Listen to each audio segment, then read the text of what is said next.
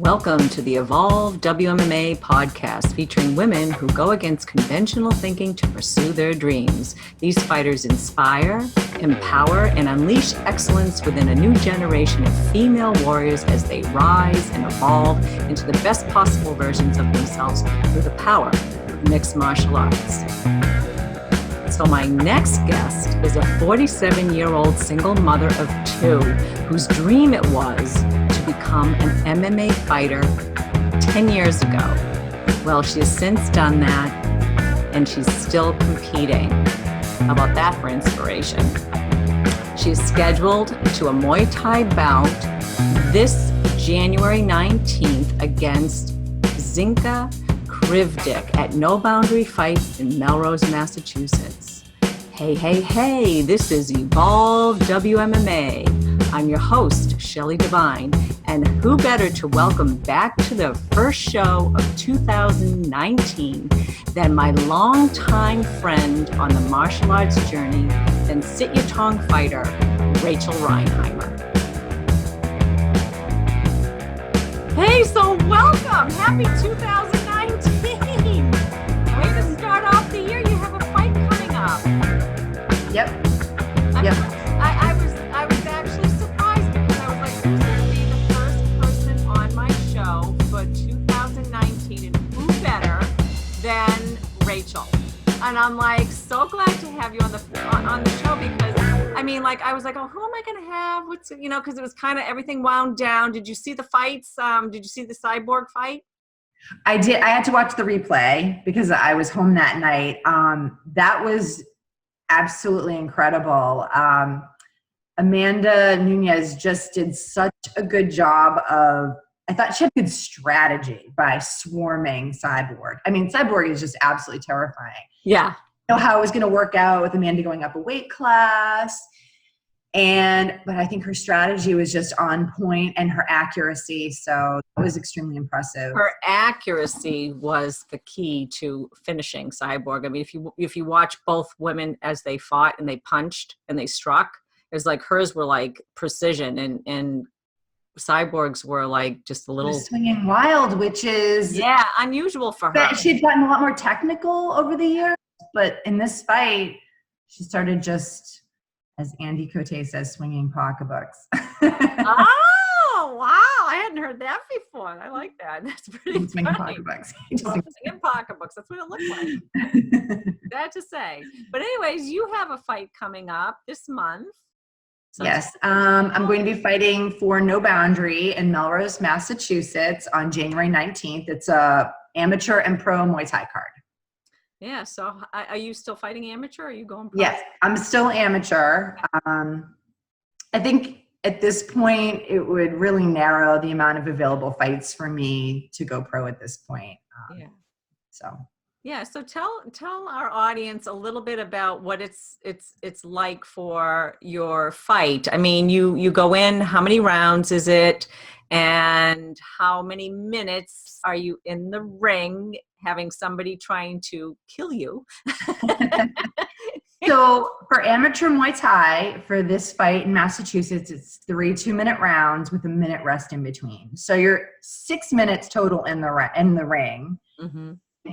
For those of you who aren't as familiar with fighting, but in between, you go to your corner and your team, your coaches will, give you instructions or, reinforce instructions they may have given before the fight and just give you some direction on how to proceed in the next round. That's so great. I'm like, how many fights have you had so far, like Muay Thai fights? So I did a couple of smokers, which one of them was with you. Yes. First opponent ever.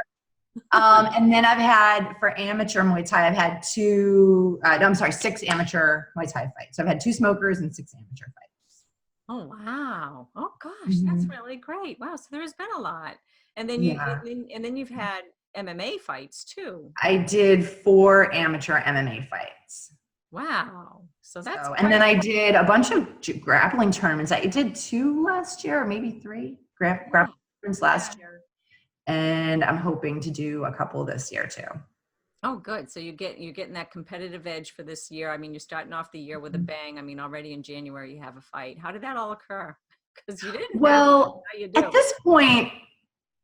this point, it seems to be more of, hey, we need somebody. I try to stay ready anyway. That's sort of where I'm at. Instead of having off season and fight camp, I just stay ready the whole time. And if a call comes and I'm in a good place, I take it. Mm-hmm. So Mohammed, who's one of the matchmakers and also one of the owners of No Boundary, he messaged me and asked me what I was willing to fight at in terms of weight. Mm-hmm. And so we settled on 135. I'm fighting a woman named Zinka. I can't pronounce her last name. I know. I'm not sure I pronounce it, and forgive me if I didn't pronounce it right, but it's Krivdik, I think. Yes, Krivdik. Zinka Krivdik. And it's going to be at 135. Cool. Wow. So that happened all like boom. And it's really, I mean, it's a testament to you that, okay, you know, you said in your bio, 47 years old, you've been fighting for how many, like over 10 years now, right? Mm-hmm. Yep. And part of your dream was to become an MMA fighter. You've done that, and you're still competing at the ripe age of 47. So it's never too late to start, never too late to stop or whatever. You can still continue to compete, which is like quite an accomplishment. I mean, like, it's amazing. I mean, you must be like, people that are your friends or at work must be like, whoa, what are you doing, Chicky Lou? Like, how do you do it? It's unusual. More common sports for people my age are running, triathlons, which I actually did a 5K last year, and one in my age group, which was kind of cool.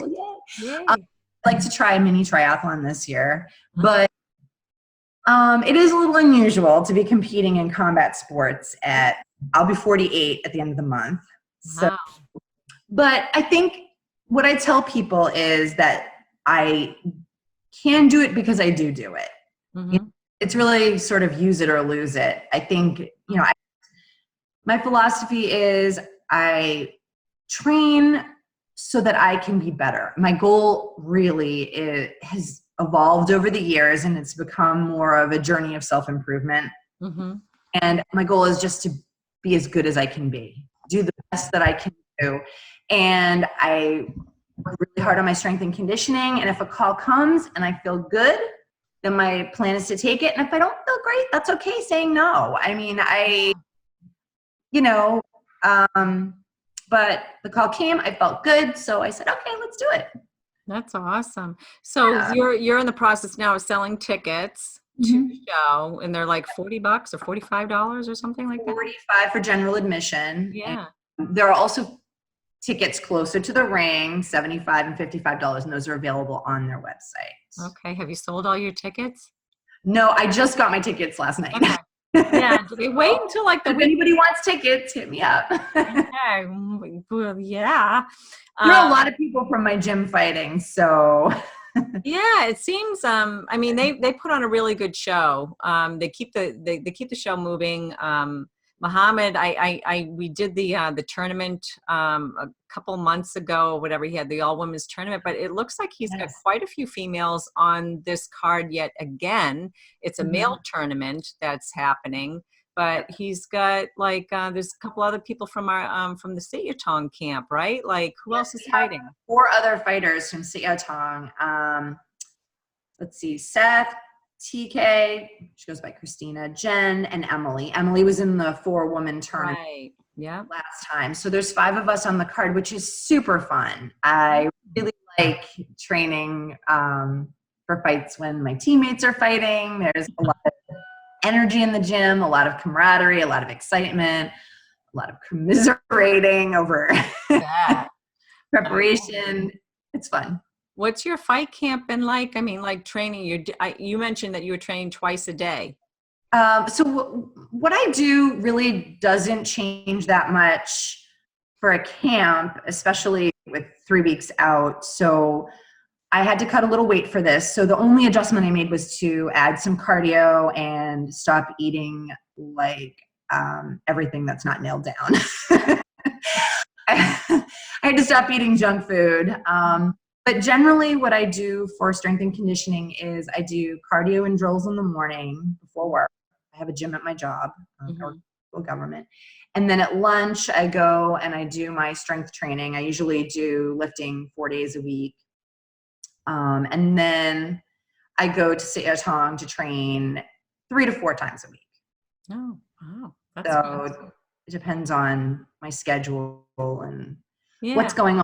Generally at least 3 times a week there. So I am putting in a lot of time training. And then on the nights that I don't go to Sityodtong, I still do drills at home. I have a jiu-jitsu mat and I make Really? Wow. yeah, I'll be like, I want to do 100 butterfly sweeps. Come over here. And I drag one of the kids because both my kids do jiu-jitsu now.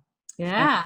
Little Muay Thai too. And so I force them to do, I'll do arm drags on them. I'll do Muay Thai sweeps. You know, they'll hold the kick shield for me. So I do usually most nights that I don't go to the gym, I still do some drills at home. Wow.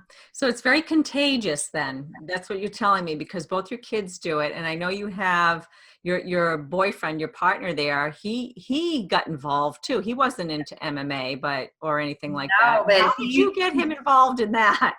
He was a reluctant participant at first, bought the Muay Thai bug, and he actually had his first, he had an exhibition fight in the fall. He did his first boxing match. So there was no official winner, but he did awesome. Wow. So that was really fun for me because I got to corner him. My kids. What was that like, cornering your partner there? Like what Yeah, like? It was really fun. I love to do more of that.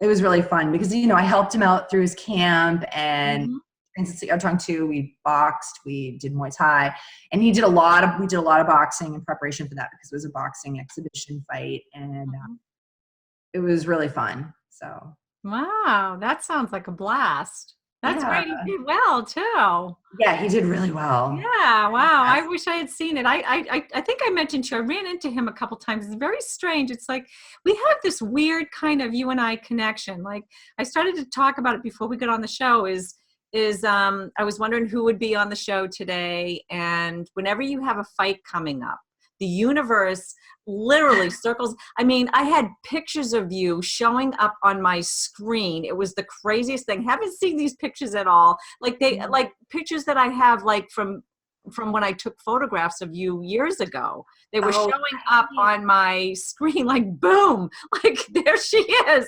I'm like, I gotta contact her. And then there was a couple times I ran into Miguel.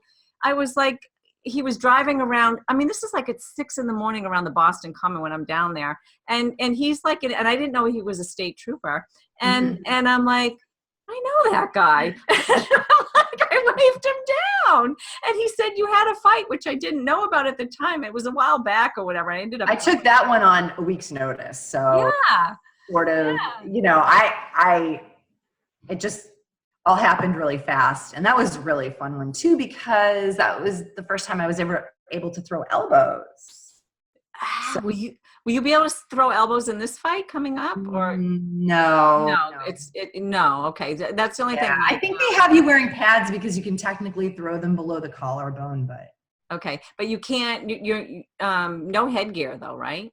No headgear. That's kind of nice. That's yeah. Nice. I hate headgear. Yeah, it like spins around on your head. Yeah, it cuts off your vision. You're worried about it moving. You feel it's so hot in there, and then also your head's a bigger target.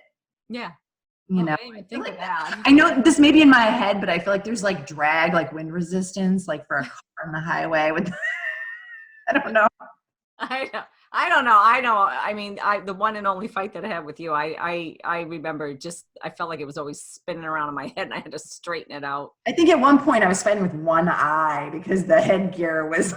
I know. I'm like, we don't need these things. I think they're kind of they kind of cause a problem and may cause like, more injury because you can't see what's happening or coming out. You can't get out of the way. And like you said, I absolutely, in the fights where I wore headgear, I absolutely got hit in the head more. No doubt about it. Wow. I absolutely got hit way more in the head. Interesting. I mean, I wouldn't know that. You've had way more fights than I've ever had. But so, I mean, getting back to, older athletes still competing, Mhm. what do you do mentally? Like, we had touched on this. We did a previous interview. You were like one of my first interviews when I started the podcast, which if Mhm. people want to refer back to it, it's a really fun interview. It's like, I think it went for like almost 2 hours or something. It was like a really Mhm. long one, but there's a lot of great information in it about like old time Sityodtong, all this sort of stuff. So just for our listeners, if you want to catch that one, go back in the archives on YouTube, and you can find that with Rachel and I. But you talked about, being an older fighter and mentally preparing Mhm. for competing, and especially after, because you had a couple of surgeries. You Mhm. had a knee injury, you blew out your knee actually, Yep. and you had a major reconstruction, Yep. and since then and now, like, to stay mentally competitive, how do you do it? It's honestly very been up and down and inconsistent. Sometimes I had up until recently, I felt like sometimes I had no fear at all. And Hmm. it was pure joy and just enjoying myself so much. And other times I would have almost crippling fear to the point where I just felt like I was going to throw up and I wanted to like run. And I found that very frustrating. I couldn't seem to pinpoint the secret to capturing that feeling of flow or that enjoyment Hmm. consistently. I didn't seem to, I tried to, I'm very data driven. So I made spreadsheets and all kinds of other nerdy ways to try to figure out what was the trigger, to either causing the fear or eliminating the fear. Hmm. But, I had a pretty crushing loss at a grappling tournament last summer. I just decided to jump into this tournament very last minute, just to kind of stay competing.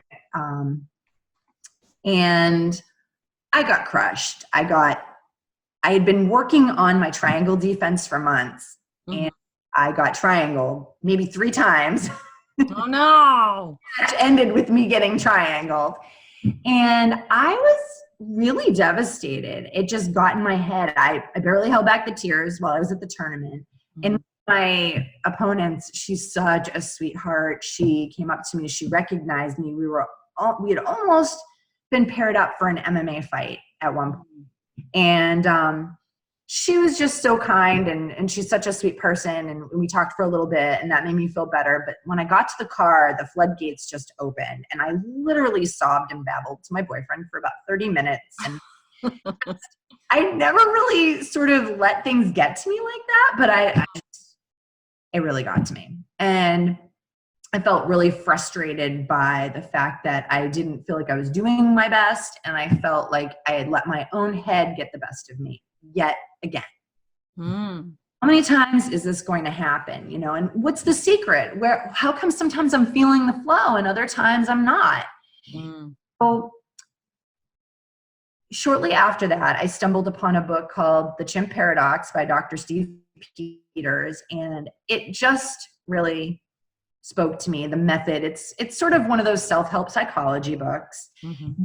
Just like the way he sort of organizes the way your brain works and how you manage emotions, and it just really clicked for me. So I read the book, I devoured the book, and I found that the next time I competed, I just felt much better. I switched my focus to worrying about winning and losing, to doing my best and being the best me, because I can't control if I'm sick that day, if I don't know, my shin guard breaks, my opponent could be, amazing and on her best. I can't really control all of those other factors. Hmm. I can control what I'm saying and doing, and just kind of, it sounds really common sense, I guess, when I say it out loud, but Yeah.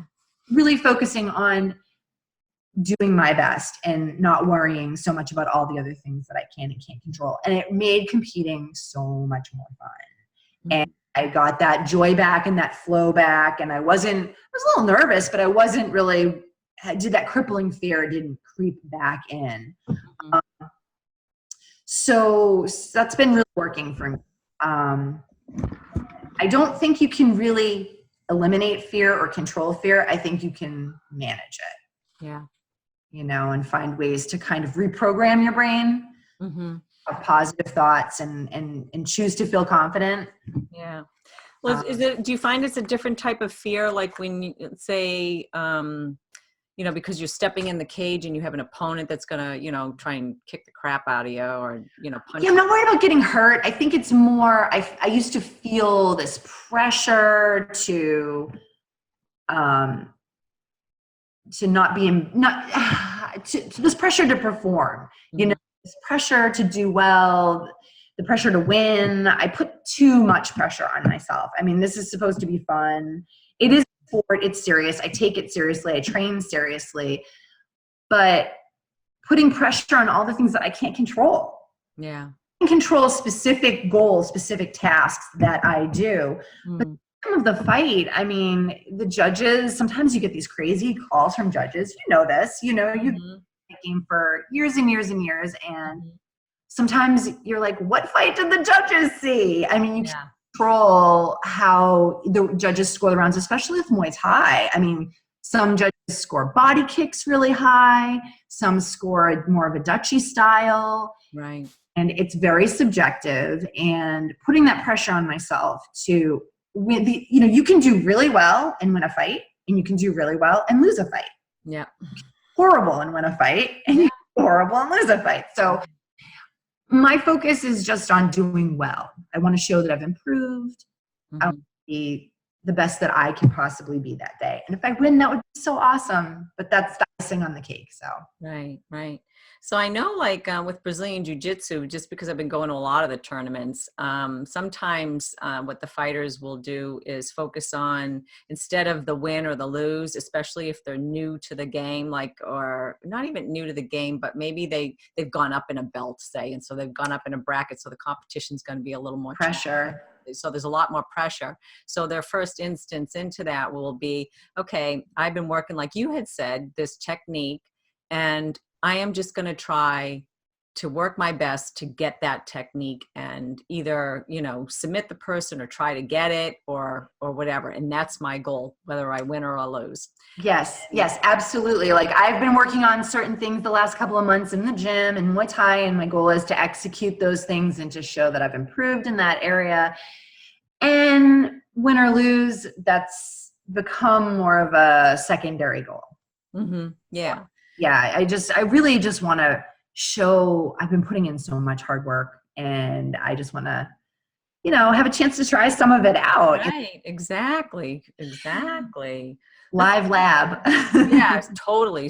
You're totally in there testing your skills to see what you will actually do under pressure.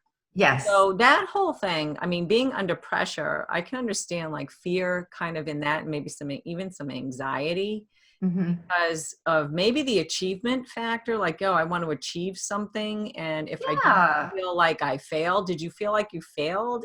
When that fear kind of creeps in, or like, I mean, I feel like for me, a lot of martial arts and combat sports has become sort of a vehicle of self-discovery for me over the years. It started off more as a sport, and it's a sport to me, but I just feel like I've learned so much about myself. And every time that I had an undesirable reaction or feeling that I didn't want, like before competition or even during competition, it signaled that there was something I needed to change or something I needed to work on.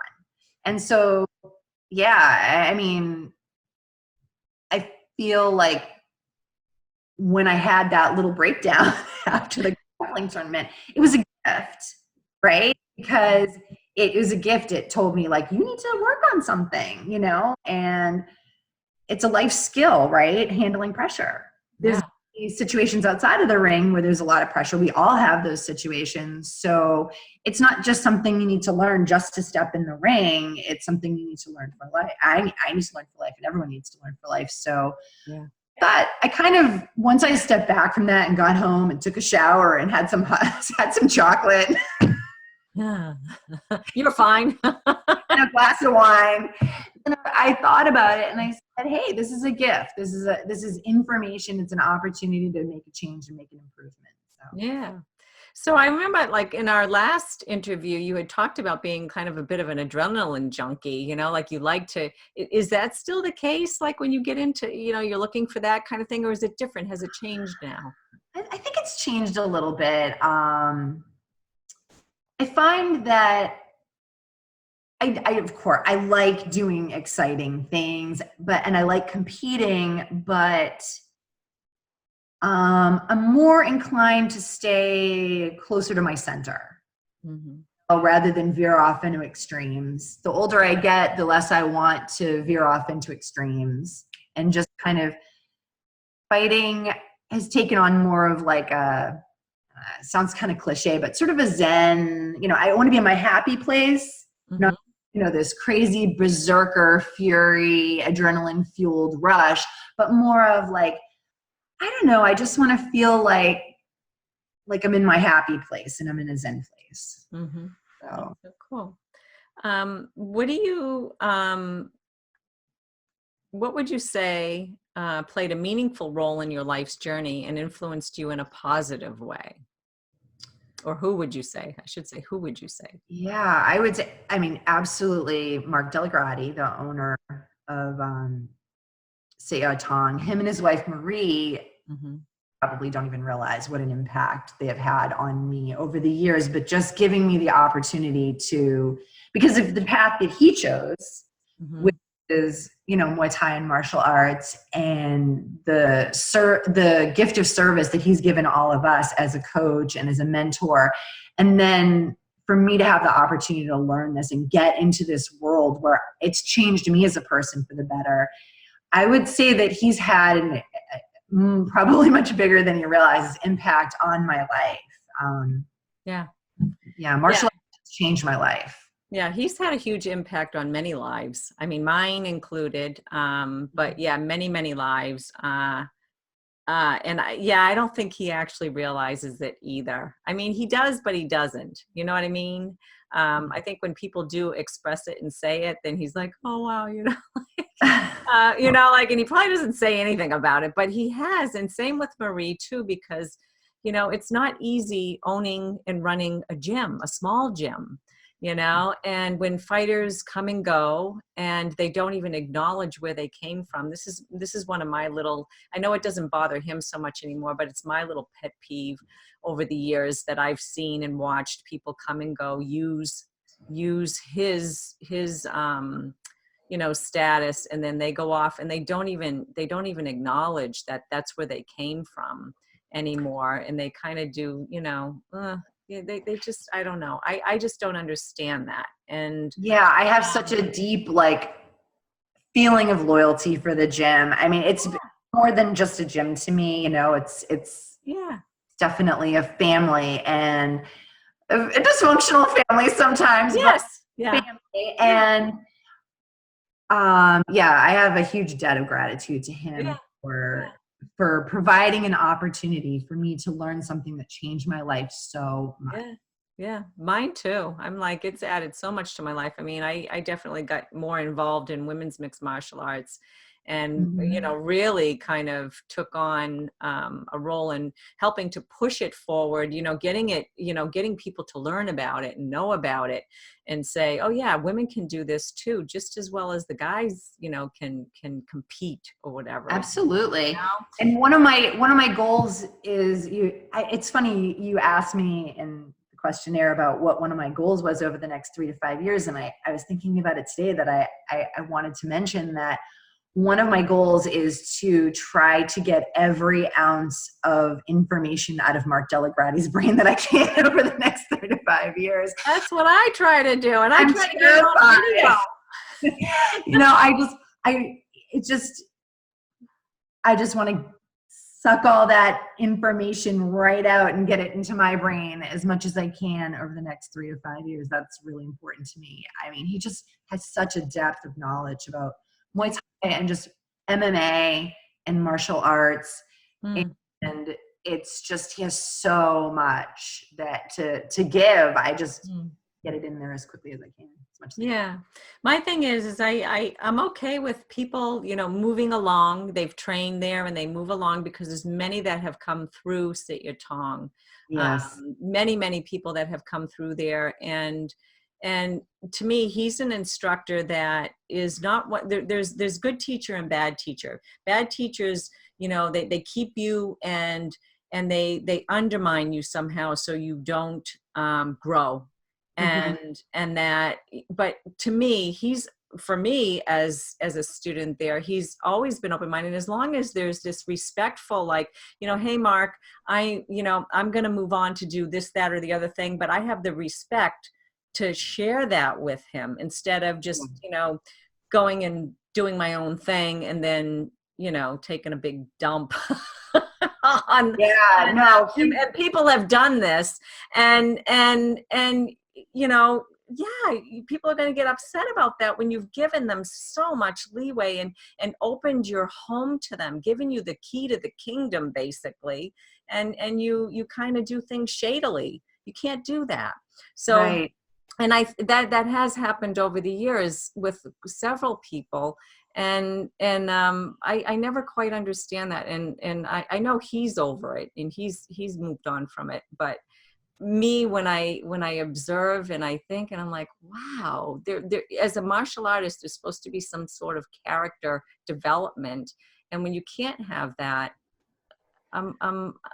with somebody who has, I guess it's because they feel this is dealing with their own fears, of communicating with someone. And I'm like, why wouldn't they, say things up front when they're, I mean, I've definitely felt comfortable or going to Mark and saying, issue, can we talk about this? Or I'm concerned about this, or this is a goal that I have. Let's talk about it. What do you think? And, he'll tell me what he thinks. Yeah. He'll advise me what he thinks I should do. And, I mean, I think you just have to keep lines of communication open. Yeah, for sure. So your plan, your next goal is to move forward with some new things. What about teaching at all? Have you thought about that? I would love to teach at some point, but I still feel that I'm at the point where, I mean, I don't know if I'll ever feel qualified to teach. I think that's the trick that martial arts plays with your brain. You never feel like you really know it. Yeah. I think there's advantages to teaching because it helps you learn better too. Mm-hmm. So I would love to teach at some point. I just think that time constraints. I work full time and it's really hard to fit in all the strength and conditioning and train to compete and train and teach at the same time. But I would love to explore down the road. I mean, I love helping people in the gym. I think I do it informally a lot. I just get really excited. Yeah, you help me when I'm there, so I feel. Yeah. I mean, I just love. Well, I mean, you did that for me, right? In the beginning, it's kind of this gift that you get back, and I just love helping people in the gym. I get really, really excited when I see someone working on something and you just tell them one little thing and it just makes such a difference, or reframing something. Like a lot of times we get people that come to our gym that may have a grappling or wrestling background, but they want to improve their striking because, of course, Sityodtong is renowned for striking. Mm-hmm. And one common problem that I see is, and this may be getting a little too technical for your viewers, but no. Their framework with, holding up their arms in front, their framework, they struggle with getting the right framework. And of course, there's no really one right way to do it. There's many different ways, but there's, basics 101, holding up your hands in front of your face so you don't get punched in the face. But, trying to translate that for someone who's a grappler, I'll say, hey, you already know how to do this. When you're on the ground, right? Your legs are your guard. And you're not gonna let somebody pass your guard, right? So your shins are like your forearms and your feet are like your hands and your knees are like your elbows, and don't let me pass your guard and punch you in the face. And something just clicks and they get it and they're like, oh, and then, their sparring just improves. And I get so excited when I see that. So that's for me, one of the advantages, that I do a little bit of everything, that I can make those connections. Mm-hmm. I love helping people and seeing them like, aha, and get it, or, it's just, that's fun to me. So yeah, I would love to teach eventually. That would be really exciting. Yeah, it is fun. I mean, I've had the experience of teaching Muay Thai kickboxing, which has been great. I've had the opportunity to teach at Sityodtong, which was really fun. I don't opt to do it right now. Maybe I'll get back to it at some point, but I feel like I need to train more. I need to, like how you were saying about getting, the joy back and all that. And I'm like, I need the joy back. I loved training. I Yes. love learning, just being in the classroom environment and working with either somebody who's new or somebody who's been a veteran there for a while. Either, it doesn't matter to me. I just feel like, oh wow, because there's always some. I'll hold pads for you. I know, but there's always, every time I go, there's always some sort of nugget that I go away with. And, not anything like, totally over the top, but it's a feeling. And then sometimes there's little epiphanies, like, oh, wow, I guess I did that, or I got that finally. And all those little pieces add up. They all add up. They're all little blocks in the wall that add up to like make this thing. And all the trainers are so different, but offer something that still fits in a Sityodtong style. Like Andy K, he's just, he's just been amazing. He corners me in a lot of my fights, and his teaching style is different than Mark's, or Mark Massey, Crew Massey. He also has a different style. I mean, thanks to him, I threw my first straight cross to the body ever in a fight. And the most exciting feeling when I was like, I saw my hand shoot out and shoot back, and I'm like, I did it live in a fight. And, just all the trainers there are just so different, but you walk away with every little piece that you walk away with just keeps building and building to make it, fills in the bigger picture, Definitely does. I don't think that picture's ever really done, right? Not since I've been there. I mean, I've studied at other schools in the past, and going there, I mean, I really found like I found a home, and it's really hard. I mean, I'm living in New Hampshire now, and I don't get there as often as I'd like to, especially in the last year. I just started going back, and I couldn't get myself to go to another gym. I was like, I've been to other gyms. I've been in them. I'm like, I just can't do it. It's tough. I've trained at another jiu-jitsu academy. I was visiting New York City, and I went to one of the Gracie academies in New York City. Yeah. But I've never trained at another Muay Thai gym. Yeah, I mean, I've been, and I've done a little bit here and there, and I just can't we do get visitors from all over the world, though, because I can't go anyplace else.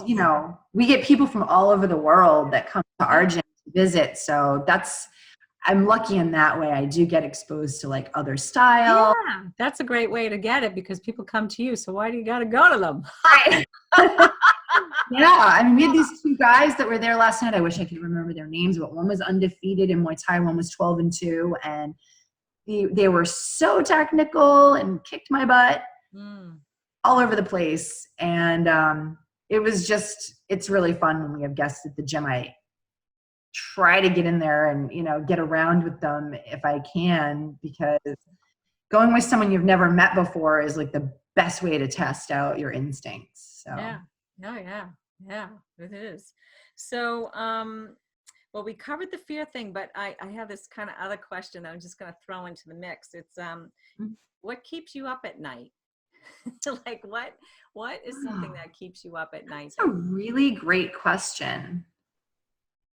I would say I don't really sleep enough to I'm so sleep deprived. I thought you were going to say something like sex or something. That's more likely to be the real answer. um, I but yeah. imagine when I was saying that, I was like, oh, geez, I'm asking her. That's a weird question. I think if it's anything, it's something about my kids. You know, I'm a mom, and so of course my mom instincts kick in. And if there's something going on with one of them, you know, I might be worried about that. But Sure. I think, you know, right now I work for the federal government, and I'm lucky. My agency has a budget, but a lot of our federal coworkers are on furlough. We have about 25% of the federal workforce that's on furlough right now, and I'm worried for a lot of them because they're going without paychecks, and a lot of them are working without paychecks. So things like that. I'm a bit of a, you know. Yeah. Yeah, So. that's tough if you don't know if you have your job, right? Right. Yeah. You know, can you share a time in your martial arts journey where you experienced an aha moment of realization? Yeah, I would say definitely last summer at that grappling tournament when I broke down, I realized like I felt stuck. Mm. Wow, it's happened to me a couple of times. It seems like you know the movie Groundhog Day where he keeps repeating the same day until he learns all these lessons. That is I feel such like every so often I have an that's my aha life. moment. Yeah, it's like it keeps, you know, there's several iterations of aha moments, but I think the most recent one was that where I said, you have to keep adapting or you're just going to stagnate.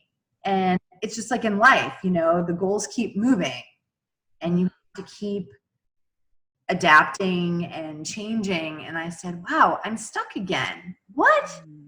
So that realization that I'm probably going to get stuck again in the future, that's going to happen again. And I'm going to have to find another way to get out of that hole. And you know what? I will. That was really the aha. Like there is always kind of a way out of feeling stuck. And just, you know, don't panic. Panicking is never good. I've learned that through martial arts. Yeah, right. Bottom and side control is the best way to learn how to not panic. Oh man, I know, right? And I just tap. I'm like, all right, you win. I give up too easy. I'm like, you win. You got me. I suck. It's so smothering to be on the bottom in jiu-jitsu. So I think just, yeah, that was another more recent aha moment where I realized like, I feel really stuck. I feel really stagnant, and how do I kind of move out of it? And I don't think there's any one answer, you know? Yeah. Did you feel like that was, you know, just in your martial arts training, or did you feel like that was kind of some, you know, kind of in your life, like did it show up in other areas of your life? Yeah, definitely. I noticed like a lot of times what's happening in martial arts mirrors what's happening in my real life too. Yeah. So, they seem to go hand in hand a lot of the time. So, and, you know, I have a lot going on. I'm a single mom and I work full time, and I have a hectic training schedule, and I spend time with my kids come with me to the gym once or twice. They train too. And, with all of that going on, I have a lot of balls in the air and a lot, you know, I'm always juggling. And, but yeah, I think just sort of realizing that there's no one solution, no one fix. You're not going to fix it and then everything's going to be perfect forever and ever. You're going to fix this, but then the new problem emerges. It's like the theory of constraints. I don't know for any of you businessy type people out there, there's a famous book called The Goal where they talk about the theory of constraints. So you fix one bottleneck. Let's just say, I think in the book they use the example of all these kids hiking on a path, right? But the kid at the front is slow. So all the other kids are jammed up behind him, right? So that kid, all right, you got to go to the back. And then this line starts moving again. But then there's another problem. A kid halfway through the line, shoes untied, and then some of the kids are wandering off, and then some of the kids are jammed up. So you're always having to remove the thing that's holding you back. But then there's always another thing, right? It's not like you remove that one problem and then, oh, yay, everything's great. So there's always going to have to be another aha moment somewhere down the line because there's always another problem to fix. Yeah, there's always a challenge facing some new little thing. As I know, like whenever I face fear, I usually like to, look at it right in the face and say, okay, I usually try to identify why I'm afraid, for one. Right. And then I'm like, and when I really get to the source of the fear, then it does typically dissipate. And then, those things, whatever was annoying or like buzzing around or whatever it was, seems to like just, oh, it just went away. What the heck was that in the first place? You Yeah. know, I'm like, how did I create that in my life? What is it I'm letting go of, to get to the next evolution of my growth? And I find, like martial arts has helped with this, more of a spiritual journey for me over Mhm. the years. That it will always kind of put something in front of me, and I'll be like, okay, how do I, and it's taught me to look at it and not be fearful, where, I mean, you're entering the ring. That's a whole other thing, but I didn't have to do that physically so much. I could do like whatever really scares me and do it. I didn't need that competitive. I don't know. I guess I didn't But need even just in training, I come it. across a Yeah, whole I series of find it complex there. feelings. It's Yeah. not just like in competition. Yeah. Is that, you know, the level of sparring and team training at Sityodtong is high. Obviously we're training with pro fighters Absolutely. on the national level, Yeah. international level, so that's sometimes just even training with the team can be a lot of pressure. Yeah. An off day, maybe you lifted too hard that morning, so your arms are tired, and then just the pressure doesn't come just in competition. There's always all kinds of pressure that you have to deal with. Am I there for my team? Am I providing good training for them? Mhm. Helping develop them, and Yeah. they're preparing for fights too. It's not just about me. Yeah. And am I being a good contributor to the team? And so there's a lot of pressure going on, and a lot of just letting go of ego. Yeah. Oh, and like I said, the biggest thing is not worrying about winning or losing, and just focusing on doing well and focusing on the work. Muay Thai. Like I really, really love the art of Muay Thai. It's Yeah. Yeah. absolutely love it. I find it endlessly fascinating, and I just, every time I learn something new, I incorporate it and just trying to get better and better and better. I just want to be the best that I can be. And so focusing on that and letting go of worrying about winning or losing has really taken a lot of that pressure off. Yeah.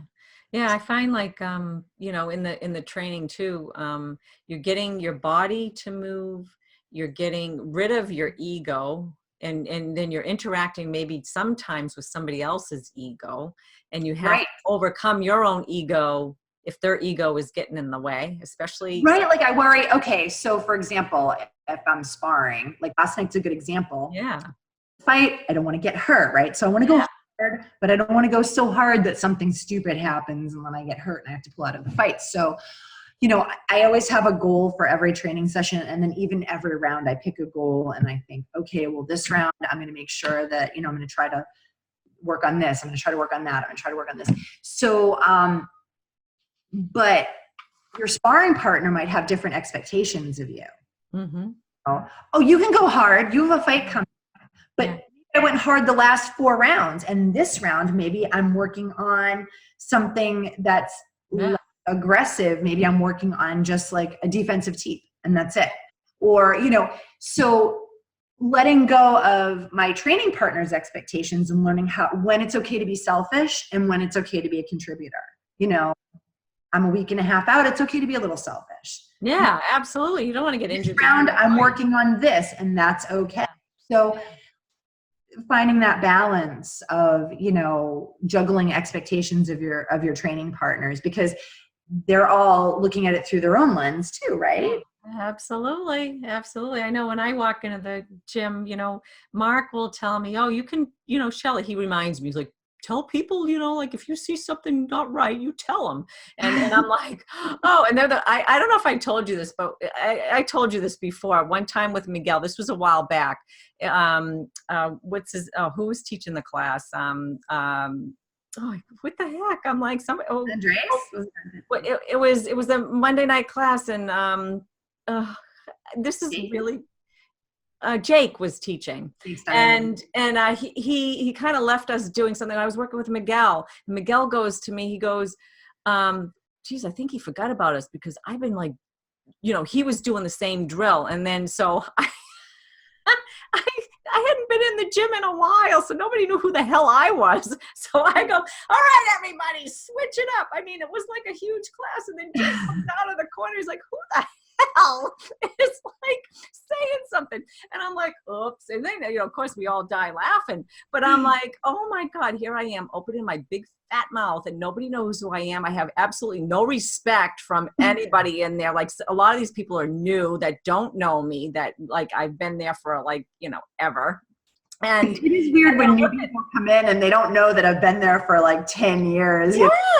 Yeah. And and just recently I'm running into that again. And so you're giving somebody some advice and they're looking at you like, "Who are you old lady?"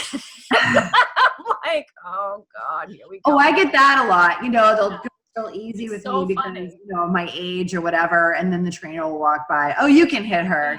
She's been around for a long time." Yeah. But then the funniest thing is a while back was one of the instructors at the time. And I don't know if you and I were in a class together. This was a while back.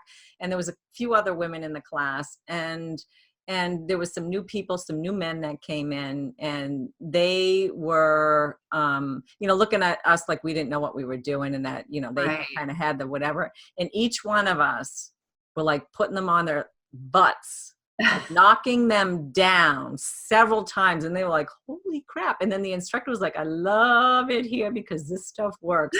The girls can kick down these big guys." It's so funny because I feel like that has definitely changed at the gym. There's a lot more women that train now, and a lot more women that train at Sityodtong. We have an awesome group of girls. I mean, we just have an awesome team, men and women. And the men take all the girls seriously, and the women are badasses. And I find less and less that you get those guys coming in that are intimidated to spar with a woman or terrified to spar with a woman.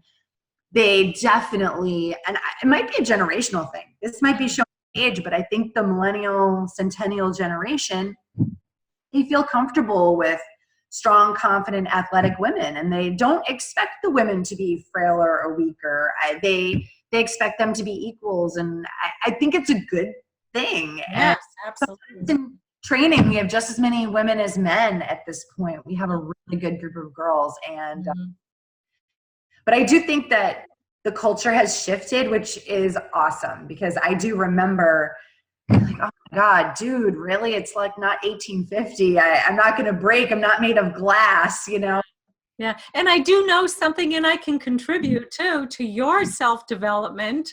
Right. I might know something that you don't know because I've been here for however.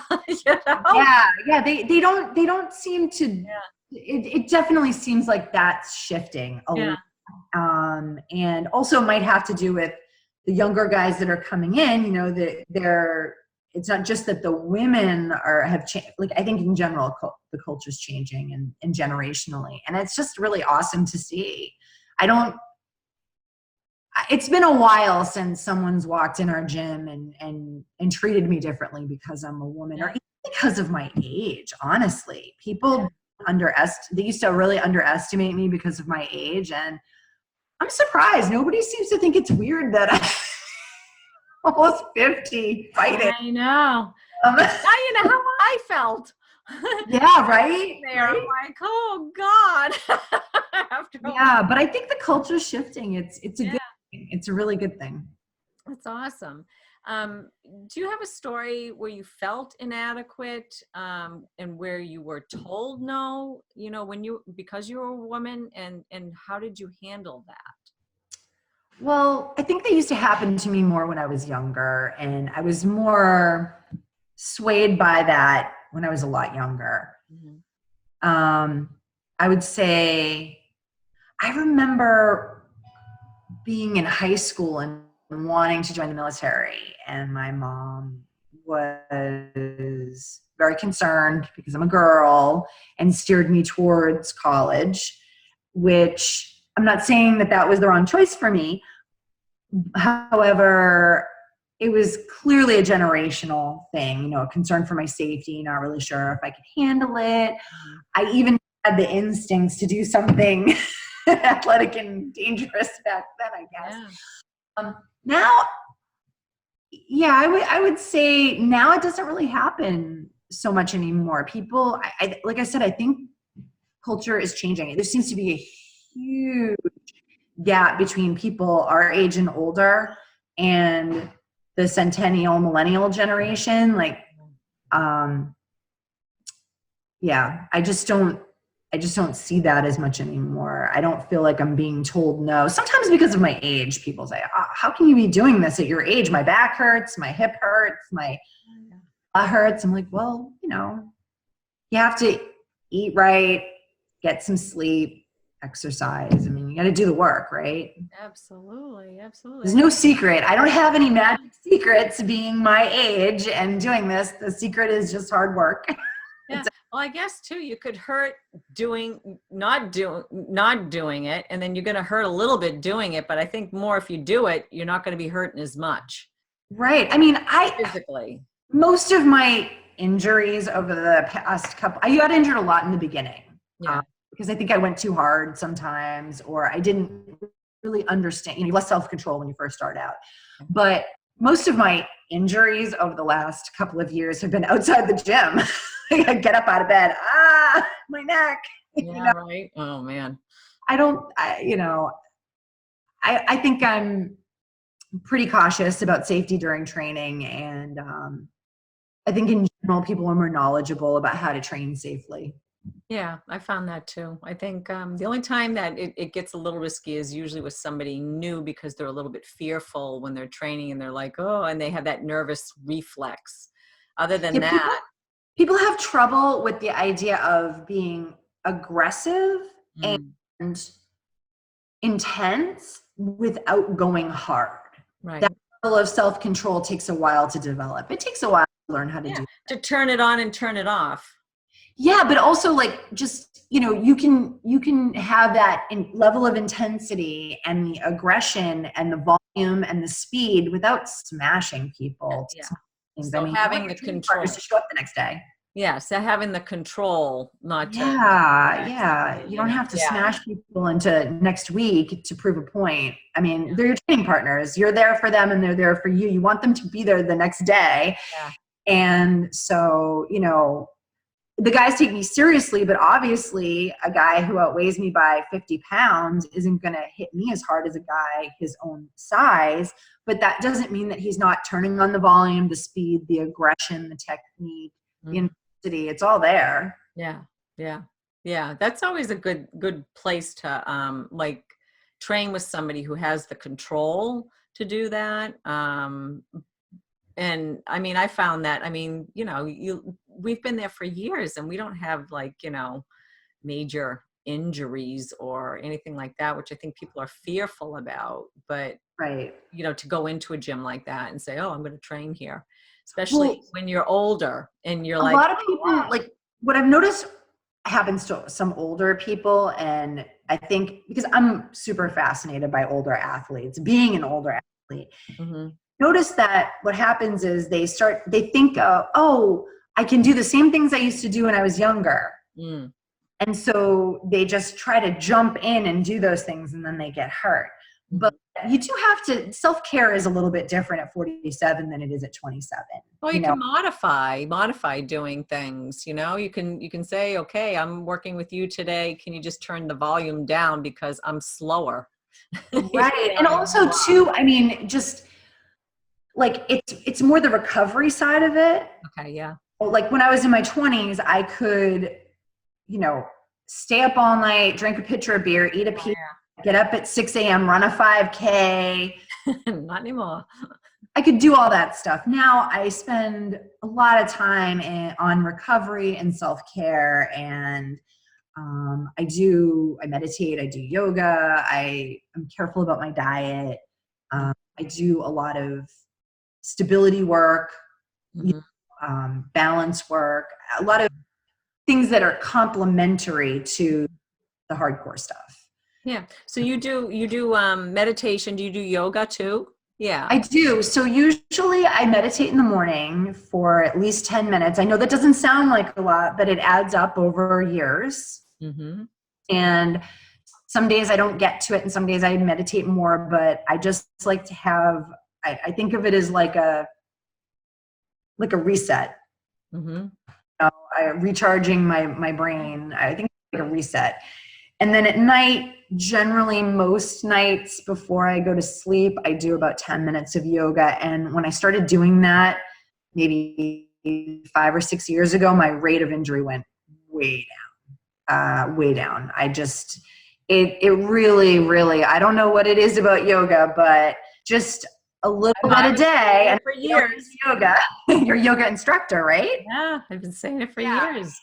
And so I just, I have a basic routine, but I do other stuff too. And I just kind of, it's extremely helpful. So those are some of the things that I do. And I went vegan last year. Yeah, I saw that. Wow. I'm going to have to learn more about that. What do you do for protein? Well, I usually do pea protein, pure protein powder, and I'll do like shakes to get extra protein in, because of the heavy amount of lifting and training. I mean, if I was just a regular person walking around doing my thing, I wouldn't add the extra protein. I would just, eat a regular vegan diet. But because of the training volume, I mean, I'm sometimes training 3 times a day and heavy lifting. So I do use pea protein to supplement, but it's pure pea protein. That's all that I put in there. And then I add my own stuff like a smoothie. So very cool. But I've noticed that my endurance in the gym has gone way up, and I don't gas out like I used to. And I was able to increase my training volume a lot. So I feel much better. I sleep better. I really like it. It's very trendy and hip right now. Yeah.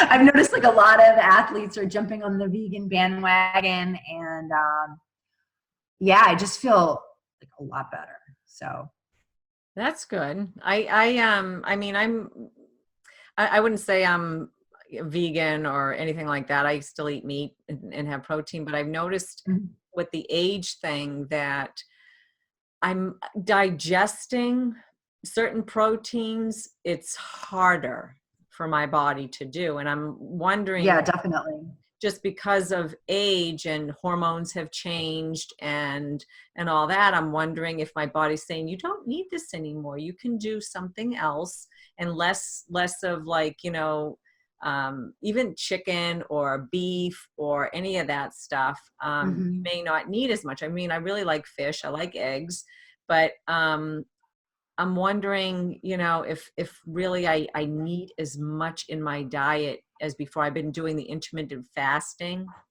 And so I've tried that within a certain, it surprisingly works for me. And I think I used to always do it when I was younger anyways. Yes. And now I'm like, oh, wow, I don't need the 3 or 6 meals a day that some people do, or I just need to drink actually more water, a lot more water than I used to. And I'm still drinking. I feel like around the clock. Yeah, I definitely felt like my body was digesting the food differently as I aged. I mean, it feels like 10 years my body changes. I feel a definite shift. And I had started eating so much meat because I was, training and competing, and that's what everyone was doing at the time. So I thought I had to do that too. But I just wasn't getting good, consistent results with eating that much meat. And I actually had, because of the eggs and dairy, my cholesterol was a little on the higher side, not like too high, but and when I went vegan, that dropped right down. So wow. I just feel like I have a lot more energy. I feel more clear-headed too. And I noticed that before, when I ate a lot of meat and eggs and dairy, I used to have this time between eating and training, or I was definitely at risk of throwing up. And now I can eat like 45 minutes before I train, no problem, and feel fine. Really? That's It's awesome. weird. It's just like it's digesting much easier, and yeah, I feel really good. So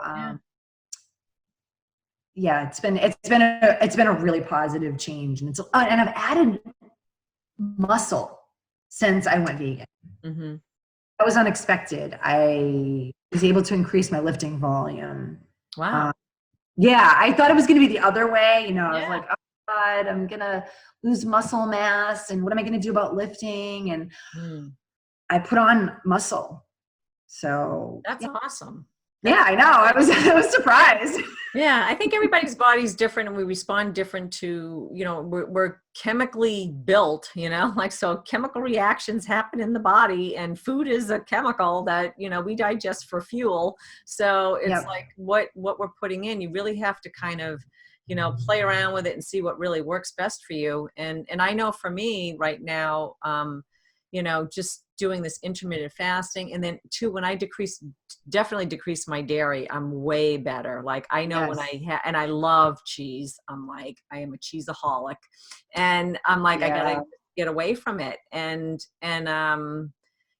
do like other things. And I usually feel way better. Like you said, clear headed. I am energized, and I'm not, I don't feel like, people worry, oh, I'm going to be starving. And I'm like, no, I'm not actually starving at all.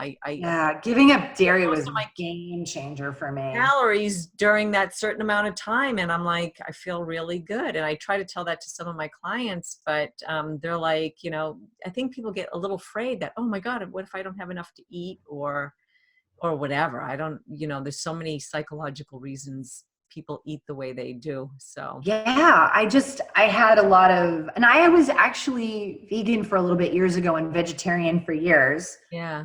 There's a lot more information out there now, a lot more science and information available now. The internet.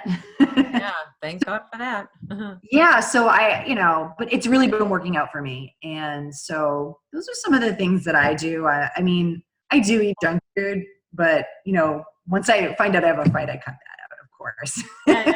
Well, you have something that you have a goal and you're like, okay, I'm focused. And then I cut out the sugary stuff and and the junk food with the kids and all of that. I cut that out until after the fight. And there's some good vegan junk food out there. I can imagine. I'm going to have to look into it a little bit more. And maybe I think I'll go vegetarian a little bit, more of that side of it than complete vegan. Because I know every now and then I like my meat. So here and there. Yeah. but I could probably go that route. So can you share anything that nobody knows about you?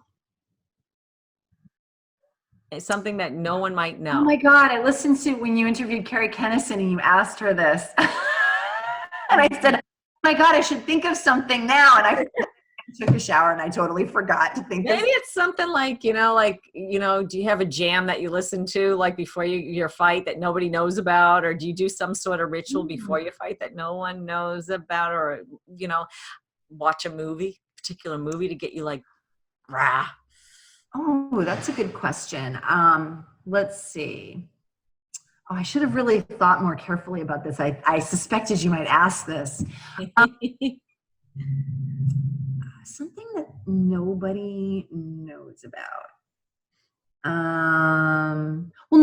This is not something that nobody knows about, but only maybe a handful of people know about.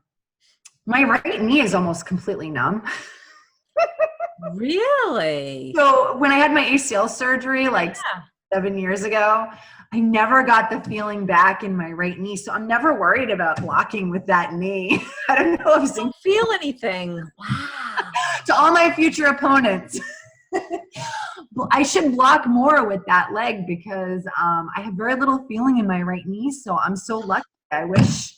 Wow. Yeah, I feel like I always feel kind of like half human, half Terminator, because I've got this little invincible area. Oh, It wow. doesn't hurt when I get kicked there. I love it. That's awesome. That's Little known fact. very cool. Rachel the Raven, the Terminator. Yeah, in my head, I'm like, yeah, I'm a cyborg because, you know, I've got this little area that's like feels so invincible. Yeah. So, yeah, that was one of the awesome things. It's funny because at first I was like really worried. I'm like, I don't have any feeling in this like whole area. It's like, is that bad? And then when I went back to sparring and I got kicked, I thought, wow, this is awesome. Doesn't hurt. Yay. Wow. Do you come So, out like black and blue if you nail it and you're just like, it doesn't bother me? yeah, it's just like this whole like area on my knee that's just totally numb, like off to the side. It's like goes down the top of my shin. It's awesome. So I mean, it's Well, still even when you kick with your shin and you don't feel it. You kick with your shin and you don't feel it? well, you know how like so when you block, you know, Yeah. the top half of your shin, but sometimes like right under your knee. Yeah. Yeah. Yeah, it hurts. If you catch the kick right under your knee, on my right side, it doesn't, I barely feel it. Oh my gosh. Wow. Lucky Yeah. So it's like my little secret weapon. yeah, but I don't block enough on that side. I should really utilize that more. It's like Yeah. Well, you have to start changing your stance a little bit and then you can. I like switching my stance. I do. I like it, but I don't do it as much as I should. But sometimes just for fun, I'll go southpaw like an entire practice, or for a couple of rounds, I'll go southpaw. I'll switch up a lot. Or Oh, neat. Wow. Well, that's something I didn't expect to hear. That's for sure. So yeah, wow, you're numb on one side, on your knee on one side from the surgery. That is, yep. Well, that's yeah, the feeling never came back, and I thought it was bad at the time. This is another example about like how, you know, there's always an advantage hidden into like, you know, there's always two ways to look at something. There's usually like an advantage or an opportunity hidden into something bad. This is so true. Absolutely. And everything in life, which is fascinating. It is fascinating. Right? It's a great thing. Living is a great thing. And when you're doing something exciting like Muay Thai kickboxing, I mean, jeepers. You know, I know. you're I'm so living your lucky. life. I'm so lucky. Yeah, you're living your life. You're living on the edge. You're living like Yeah, I'm just so excited. I'm so grateful that No Boundary called me, and very excited for the fight. Very cool. So remind fans where they can find you on social media and any shout outs that you'd like to give to, you know, your teammates or, you know, basically the floor is yours. Oh yeah. So I guess Sityodtong, you can find Sityodtong the gym on Facebook, and Mark Delagrati, Andy Cote, Mark Massey are some of the head trainers there at the gym. I've got 4 teammates fighting on the card with me, so we're just having so much fun preparing for it. We're all very, very excited. And the fight is No Boundary Muay Thai in Melrose, Massachusetts on January 19th. You can get tickets online, or I also have some tickets. All my teammates have tickets. So could they pick them up at the gym? Yeah, you can. Or they can hit you up on Facebook? Yeah, on Facebook. I'm also on Instagram, Rachel the Raven on Instagram, and you can connect with me on Instagram too. And I can meet up with you at the gym if you want tickets. These shows usually sell out. They're very good shows. There's really not a bad seat in the place. This is a great venue. Melrose Memorial Hall. They're able to fit so many people in, but it's a small space, and there is not a bad seat in the entire place. It's really a great venue. It's just really a nice place to fight. So if you're looking for, you know, something to do, what is it? January 19th, it's a Saturday night? Saturday night. It's not that far. It's only a few minutes outside of Boston. So, you know, you don't have great venue, and it's fun to go out and see a live fights that are very exciting and very. Oh, if you haven't seen live Muay Thai, you're really missing out. Like, this is something that it's so not what people think. The number one thing that people say to me when they come to Muay Thai fights, they haven't been to fights before, is, wow, everyone's so nice to each other.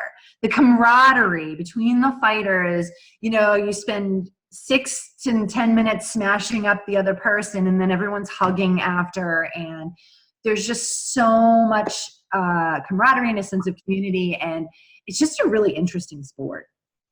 Totally. Well, I'm looking forward to seeing. I actually had tickets to go to this clue thing that I paid for already because my birthday is the 20th, so I was going to do that, and then I heard this is coming up, so I'm like, oh my god, what am I going to do? So I'm going to have to like scratch that and go see the fights at No Boundary, because I was like, birthday. My birthday's the 22nd of January. Yeah, I didn't realize we were so close. Maybe I already knew this. I think I knew that. So are you an Aquarius or a Capricorn? Yeah. Aquarius, right? Aquarius. I'm cusp. I'm Capricorn and Aquarius. So, ooh, yeah. That's an interesting combo. Well, that actually explains a lot about you. You think? It does. I think it does. And yeah. So my birthday's 2 days after yours. Oh my gosh. Well, we have to celebrate. We'll have like. I'm an Aquarian. Yeah. Okay. Well, this is a done deal. I got to go to the fights and say hey and see. Yeah, let's have a birthday drink after, because I'll actually be able to have like a drink after. Absolutely, we will definitely do that. I want to thank you so much for being on the show. I will be posting this on Monday, which is Fight Week for you. And I'll look forward to seeing some of the other Sityodtong fighters fighting at No Boundaries on the 19th. This was an awesome talk and chat. Way to kick off 2019. And thanks again for coming on to the show, Rachel. Thank you, Shelley. It was good to see you. Bye. Bye-bye. So yeah, I always love catching up with Rachel, and I'm so thrilled that she's fighting again. What a way to kick off the new year. She'll be fighting again at No Boundary Fights in Melrose, Mass on January 19th. And apparently it's her little birthday present to herself, because her birthday is on the 22nd of January, where she'll be turning 48. So if you're an older woman or even an older guy and you think that you can't do something that you may want to have done your entire life, look at this young lady here who is an inspiration to us all, still fighting and competing at the age of 48, and I expect she'll probably be doing this for years to come. So if you like what you heard today and are eager to hear more, and remember to subscribe or download on iTunes. And 2, leave us a review, because it helps people find the show. Or you can listen to us while doing other things. Find us on Automatic, Shout Engine, and Spotify under Evolve Women's MMA. Or if you'd rather watch us, we are on YouTube, so you can find us at Women's MMA. So, or you can simply follow us at facebook.com/I love WMMA. This is Shelley Devine. Until next time, thanks for listening.